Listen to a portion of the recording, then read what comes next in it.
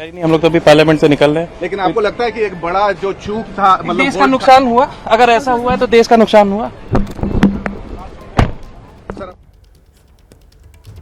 तो ये ब्रजभूषण शरण सिंह को सुन रहे थे आप। कह रहे हैं मुझे इस बारे में अभी जानकारी नहीं है। विनेश के अयोग्य होने पर कह रहे हैं देश का नुकसान हुआ। सुनिए।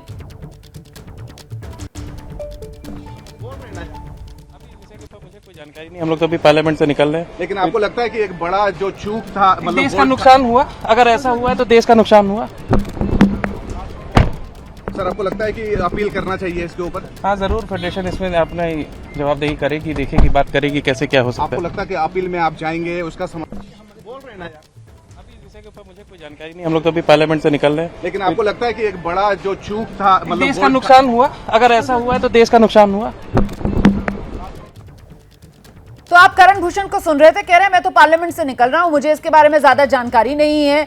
जब पत्रकारों ने दोबारा पूछा कि साहब इस तरीके से मेडल जो है वो आते आते रह गया, तो कह रहे हैं देश का नुकसान हुआ। उसके बाद जब उनसे पूछा गया फेडरेशन के इसमें अपील पर जाएगी, तो पत्रकार के सवाल का जवाब नहीं दिया। हाँ, हाथ से अपने ड्राइवर को इशारा किया कि गाड़ी आगे बढ़ाओ।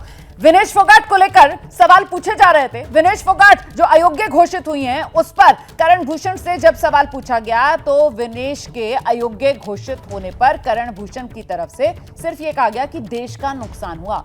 फेडरेशन अपील करेगी क्या, देखेंगे इस पर, और बस आगे चले गए ज्यादा बिना कुछ कहे।